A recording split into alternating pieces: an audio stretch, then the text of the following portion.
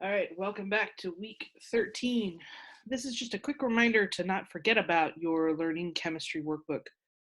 We've talked about this a little bit, but it's important to go back and talk about why we do this assignment.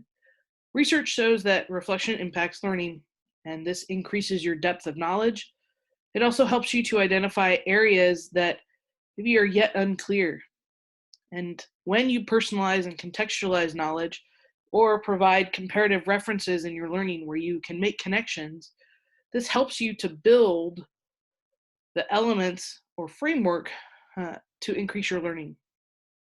So I grade this workbook during week 16, which is right before you take your final exam.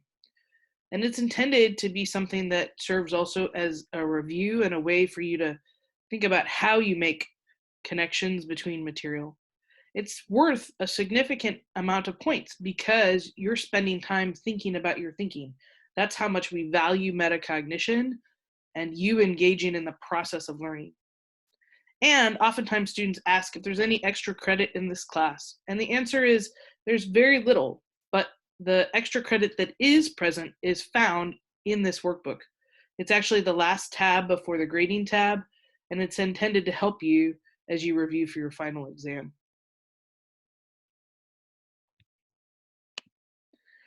When we think about the norms and the space in which we all learn, we've talked a lot about sheltering in place and how that's our new normal for creating a safe space.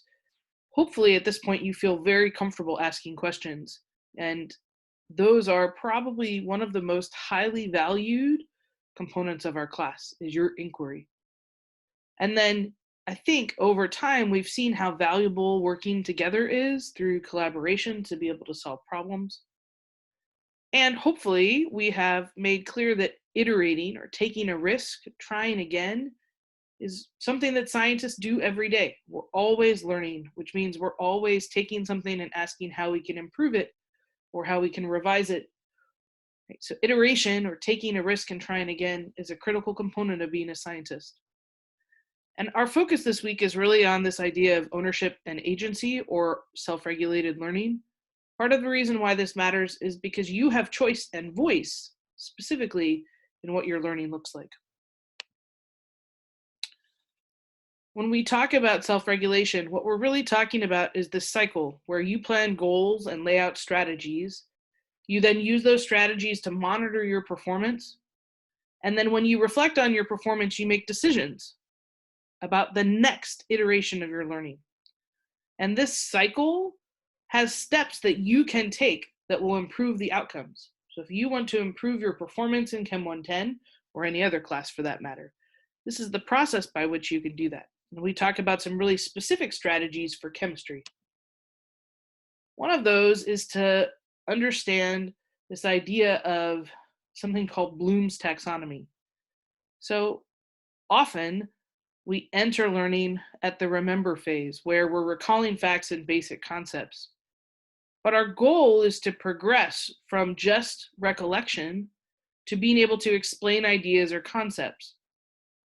And then with that understanding, we can apply our knowledge to solve problems, to make sense of new information.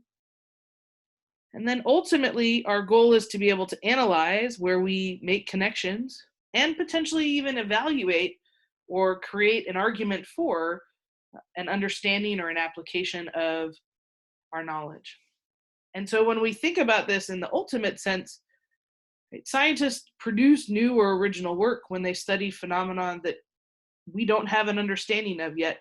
And then they make a claim based on that phenomenon using evidence and reasoning to support their understanding of why that exists. So this is the work that you're doing all the time, and I want you to see how, specifically in the material that we're studying today, you're doing this work. So we're going to look at how you use Bloom's taxonomy to solve the problems that we're going to tackle today. So let's take a look at an example. I want you to draw carbon dioxide. So think about step 1, what is the formula? Step 2, can you determine the number of valence electrons? Step 3, Can you draw the skeleton structure? So what would be the least electronegative atom that goes in the center? And then can you draw the bonds and lone pairs that are appropriate for step 4, where you determine octets and the formal charge? And then we're going to look at electron geometry and molecular geometry. And so if you think about Bloom's taxonomy and how these map on, step 1 is really recollection. Do you remember the formula for carbon dioxide? This is something that you've probably seen in context before. And if you haven't, and if you don't remember, that's okay. If we forget facts, we just look them up. So step 1 is really all about remembering. Step 2 is about understanding. Do you understand how to use your periodic table? So for example, do you know how to look at the periodic table and identify the valence electron for any atom on that table? Step 3, when you're drawing your skeleton structure, you're applying your knowledge. So do you understand the periodic trend of electronegativity, that it increases from left to right and from bottom to top in the periodic table, where fluorine is the most electronegative atom? So can you apply your knowledge of the periodic trend for electronegativity and analyze to determine which atom is the least electronegative that you have been given in your molecular formula? Then can you apply the octet rule? So each atom wants 8 electrons. Only atoms that have an atomic number greater than 10 can have an expanded octet, or greater than an octet. Anything that is less than atomic number 10 has to have either an octet or less than an octet. And then finally, we evaluate what is the formal charge for these molecules and what is their electron geometry and molecular geometry. And so if you think about that, in this entire problem, you've progressed through the triangle for Bloom's taxonomy, all the way from remember to evaluate. So let's take a look at carbon dioxide. Its formal charge is the number of valence electrons minus the number of free electrons plus the number of bonds. If that's a formula that you don't recall, that's okay. It's there for your use. So let's take a look at step 1. What is the formula? So the formula for carbon dioxide is CO2. We add up the valence electrons. So carbon has 4 valence electrons, oxygen has 6 valence electrons, but there are 2 of them. So we have a total of 16 electrons. If we think about our skeleton structure, then we're going to put carbon in the center because it's the least electronegative atom compared to oxygen. Then if we want carbon to have a complete octet, it needs to have 4 bonds because each of those bonds represents 2 electrons. In order for oxygen to have a complete octet, we need to add 2 lone pairs because those 4 free electrons plus the electrons from the bonds give us a total of 8 electrons. If we calculate the formal charge on our atoms, the formal charge on carbon is the number of valence electrons, in this case 4, minus the number of free electrons, 0, plus the number of bonds, 4. And so in this case, carbon has a formal charge of 0. If we do a similar calculation for oxygen, it has 6 valence electrons. It has 4 free electrons. Remember, you count each electron, not the lone pairs, but each electron, plus 2 bonds. So that means that oxygen also has a formal charge of 0. Now, if we think about applying our knowledge from the molecular geometry reference table, we can determine that there are 2 groups of electrons. Remember, a group can be anything from a lone pair to a single bond to a double bond to a triple bond. In this case, we have 2 double bonds, so we have 2 groups of electrons, which means that the electron geometry is linear. This is sometimes represented in a text as AX2, where A is the central atom, X is the substituent. The molecular geometry in this case, because it's all bonds, no lone pairs, is also linear, which means that our bond angles are going to be 180 degrees. So this is an example of how you use Bloom's taxonomy to make sense of everything that we've studied so far in terms of chemistry that allows you to step through what you remember, what you understand, what you can apply, and what you can analyze and evaluate. So let's look at a couple of other examples. Remember, if you are engaging in this work, it can be helpful sometimes to visualize what this looks like. And one of the best tools to be able to do that is the molecule simulator that's available from PhET. There's a link to this here in this page, and I recommend opening it up in a separate tab. This is a great way to be able to check your work. So we're going to take a look at formic acid. If you're not sure what formic acid's formula is, that's okay. We can always just look that up. If it's a fact that we don't remember, we can always use the internet or a search of a chemistry textbook to be able to find a structure that we're looking for. So in this case, the formula for formic acid is CH2O2. If we add up the valence electrons, that's 4 for carbon. Hydrogen has 1 valence electron, so since there's 2 hydrogens, that's a total of 2. Plus oxygen, which has 6 valence electrons. Again, we multiply by 2. So that gives us a total of 18 electrons. If we think about our skeleton structure, there are actually probably several different ways that you could draw this molecule. But there are 2 distinctions that we need to make. Even though hydrogen is the least electronegative, it's never going to be a central atom, simply because it can only form 1 bond. So in this case, we have to look for the next least electronegative, which in this case is carbon. We then create bonds to carbon in order to be able to satisfy the octet rule. Now you may be thinking, well, couldn't I do a different arrangement that could potentially get me to the same number of valence electrons? And the answer is, you might be able to. But in this case, this is the best possible Lewis structure that we can draw for this molecule. And we'll talk about why next week.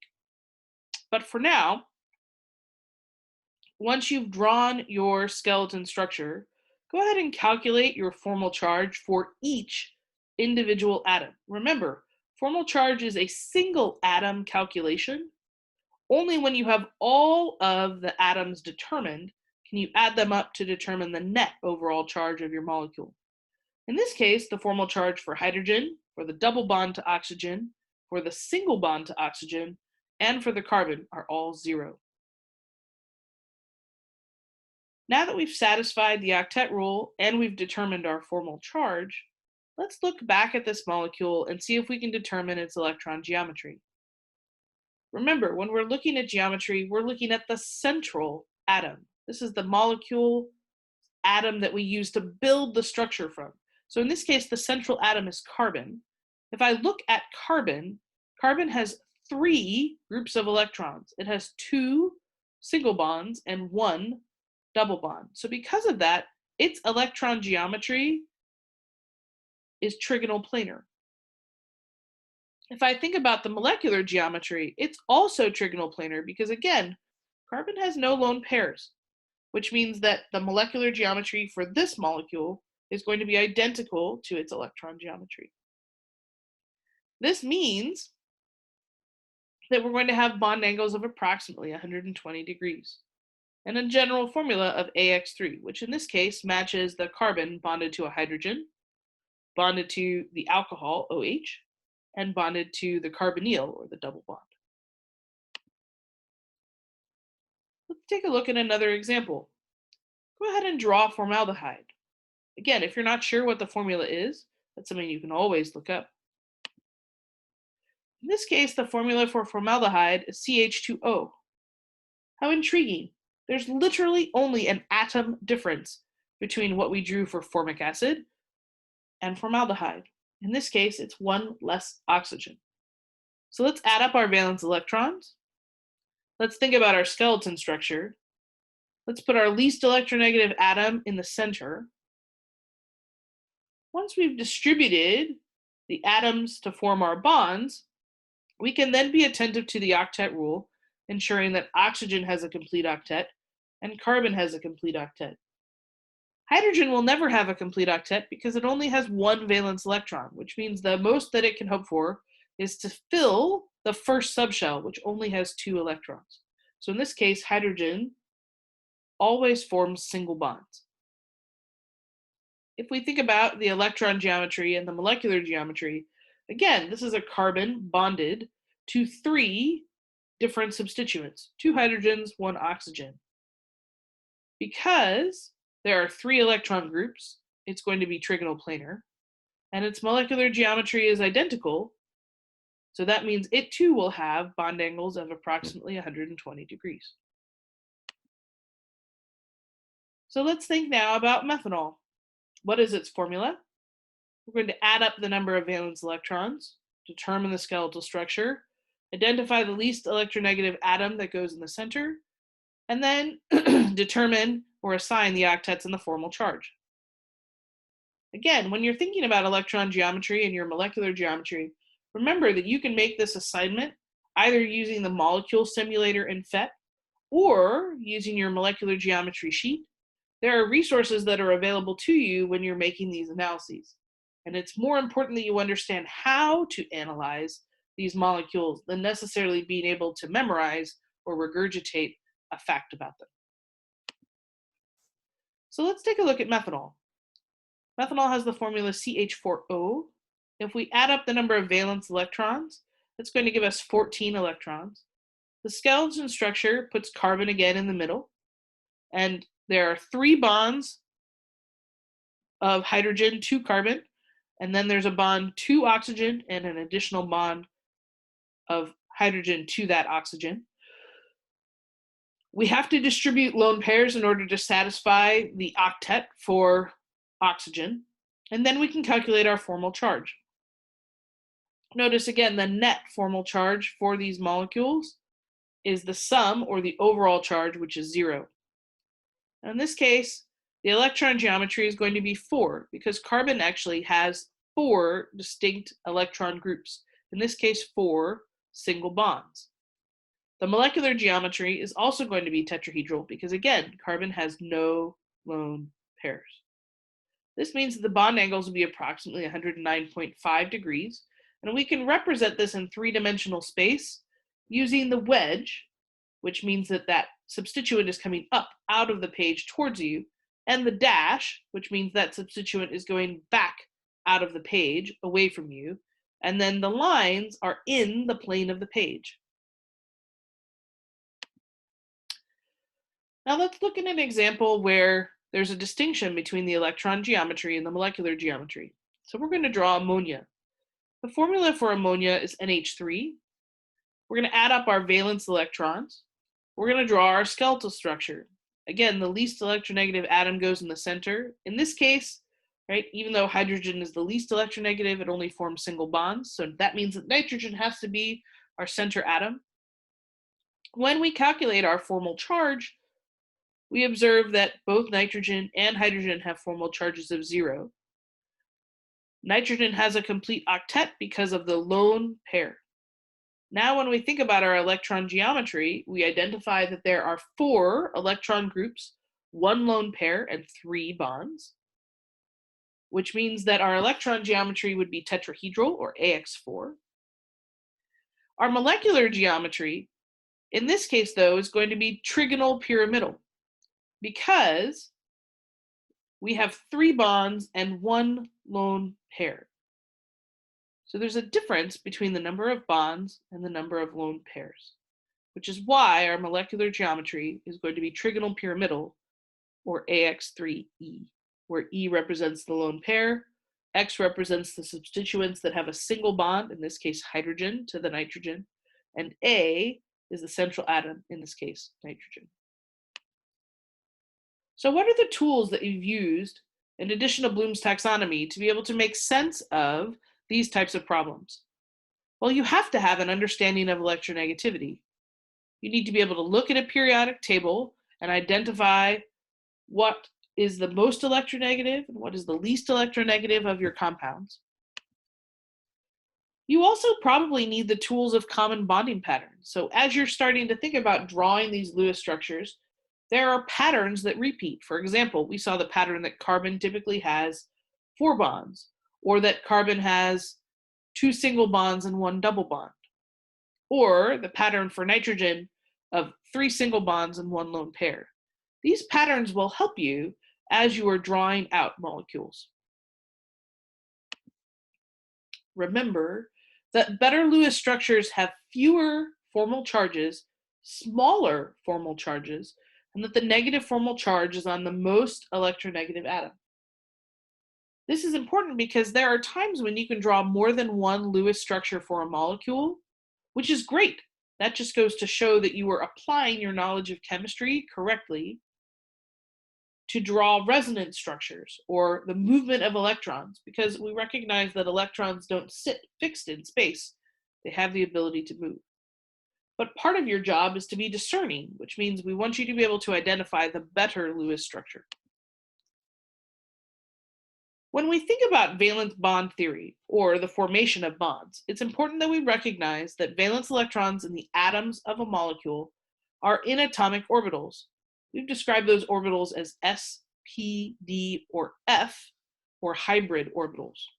So our covalent bonds are the result of overlap of 2 half-filled orbitals, with the spin pairing of 2 electrons, 1 electron up and 1 electron down. And it's the geometry of an orbital that really determines the molecule shape. So let's think about carbon for a moment as an example. Its electron configuration is 1s2, 2s2, 2p2. And its number of valence electrons is 4. And we've talked about its common bonding patterns of 4 single bonds, or 2 single bonds and 1 double bond, or 1 triple bond and 1 single bond. Now, if, though, we think about carbon's orbitals, we actually would anticipate that we would have only 2 unpaired electrons, because carbon has the 2s2 already paired, which means that we would expect carbon to only form 2 bonds, where it would share electrons with a hydrogen and then share its electron with another hydrogen. And that would give you maybe a 90-degree bond angle. So this is what scientists thought in theory. This was their reasoning. But then they had to look at the evidence. And the evidence was that they observed that carbon actually formed 4 bonds and that the bond angles were 109.5.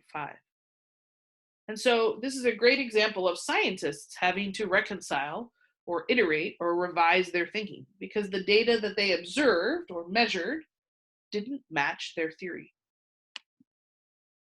So if you think about carbon, carbon's atomic orbitals in this case are going to hybridize. This is the new understanding or the revised thinking. So it is energetically favorable to take the 2s orbital and combine it with the 2p orbitals to form 4 sp3 hybrid orbitals. And the reason why this is favorable is because it slightly lowers the amount of energy that it takes to fill these orbitals. So the hybrid orbitals are a lower energy than the s and the p orbitals separately.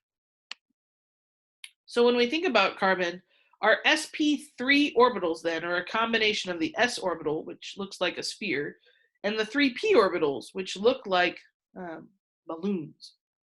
And so because we're forming the sp3 orbitals from 1s and 3p, we get this combined orbital where the color that you see in purple is where we're most likely to be able to find electrons. So this is the most likely electron density based on the energy that's available to electrons to be able to occupy space. So then if we think about the sp2 hybrid orbitals, they're formed from 1s and 2p orbitals. So this becomes sp2. Notice there are 3 spaces where I'm going to find my electrons. And then there's 1 unhybridized p orbital. If we think about sp1 hybrid orbitals, or just sp, they're formed from 1s and 1p orbital. You're going to have 2 hybridized orbitals where you can locate electrons, and 2 unhybridized orbitals. If you think beyond sp3 to sp3d hybrid orbitals, these are formed from 1s and 3p orbitals and 1d orbital. This will be your trigonal bipyramidal, or anything that has 5 electron groups. So sp3d has 5 spaces for electrons, and it has 4 unhybridized d orbitals. And then sp3d2 hybrid orbitals are formed from 1s and 3p and 2d orbitals. These are what we commonly refer to as octahedral. So I combine the s, the p, and the d orbitals to form 6 sp3d2 orbitals, and I'm left with 3 unhybridized orbitals. So if we think then about this idea of hybridization, we can look at the central atom, in this case carbon dioxide, that only has 2 electron groups, and recognize that it's going to be sp. Formic acid, right, is going to be sp2 because it has 3 electron groups. Formaldehyde is going to be sp2 because it also has 3 electron groups, remember, about the central atom. And then methanol is going to be sp3 because it has 4 electron groups. These electron groups are sometimes referred to as the steric number. And the easiest way to assign hybridization is to remember that if you have 2 as your steric number, or 2 electron groups, it will be sp. If you have 3 steric groups or 3 electron groups, it will be sp2. And if you have 4 electron groups or 4 bonds, as we see in methanol, it will be sp3. So we can then look at a larger molecule and determine the hybridization on the central atoms, or actually on any atom in a structure. So here, our hydrogens are going to be s. They're s because they're not forming hybridized orbitals. These are just s orbitals that share their electrons to form bonds in order to satisfy the first subshell of hydrogen. If we look at oxygen, we notice that depending upon whether oxygen has the bonding pattern of 2 bonds and 2 lone pairs, or a double bond and 2 lone pairs, it's either going to be sp3 in the case of 2 bonds and 2 lone pairs because there are 4 electron groups, or it's going to be sp2 in the case of a double bond and 2 lone pairs of electrons. Again, there are other patterns that are sp3. For example, we can look at the nitrogen, and if we draw its lone pair of electrons, then it has 3 bonds and 1 lone pair. Or we could look at sp3, for example, for carbon, where I have 4 bonds. So when we think about sp, sp2, and sp3, what we're really talking about are sigma bonds, which form when the orbitals overlap end to end. Notice a sigma bond, right, is something that takes advantage of the direct overlap, this end-to-end overlap, whereas a pi bond looks a little bit different. A pi bond forms when orbitals overlap side to side. Pi bonds are weaker than sigma bonds, and they prevent rotation about the bond axis. Because of this, when you draw the skeleton structure of a molecule, you're typically drawing your sigma bonds first. Any type of orbital can make a sigma bond. It's the unhybridized p orbitals that overlap side by side to form your pi bonds. And it's the second and third bonds that you draw in double and triple bonds that represent the pi bonds. Let's take a look at an example. So ethene is an example of a double bond. We can represent the sigma bonds that are present in ethene. These are all of the single bonds that exist. And again, that's the direct overlap that you see here in 4 cases between the hydrogen and the carbon. And then in the 5th case, between 2 carbon atoms. But then we can also draw the double bond that exists as a result of overlapping overlapping p orbitals that lead to pi bonds. Notice this forms a double bond not because there are 2 pi bonds, but instead because there are 2 p orbitals that overlap, and that overlap, or the colored space, shows you where you're most likely to find your second pair of electrons in a double bond.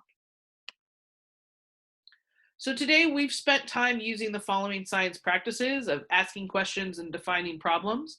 You've analyzed and interpreted data, you've constructed explanations or designed solutions to problems, and you've engaged in argument from evidence. All of these are the practices that make you a scientist. Don't forget about discussion on Thursday. It's going to be really important because we're going to practice applying our knowledge of the valence shell electron repulsion theory to assigning electron groups and our molecular geometry. And then we're also going to make sure that we're really confident drawing our Lewis structures. Before we end class today, I'd like for you to take the last 5 minutes of class and organize your goals. So if you're thinking about developing expertise, you have to set achievable goals about what you want to learn. And then we have to develop some strategies that help us reach those goals. So what are your goals this week? What are the learning outcomes that you would like to achieve? And what are some targets that help you monitor your progress towards those goals? How do you know what you need to know for this class? Do you ask questions like, do I really get this idea? Could I explain it to a friend? Do I need more information or knowledge, or do I need more practice? And then last but not least, when you reflect on your learning, what was it that made sense today? What might need refining or reframing? What are you curious about? Who did you learn well with today? And then what are your next steps? Next week, we're going to be starting chapter 10. We officially have less than 1 month left. Thanks again for your time. Have a great day.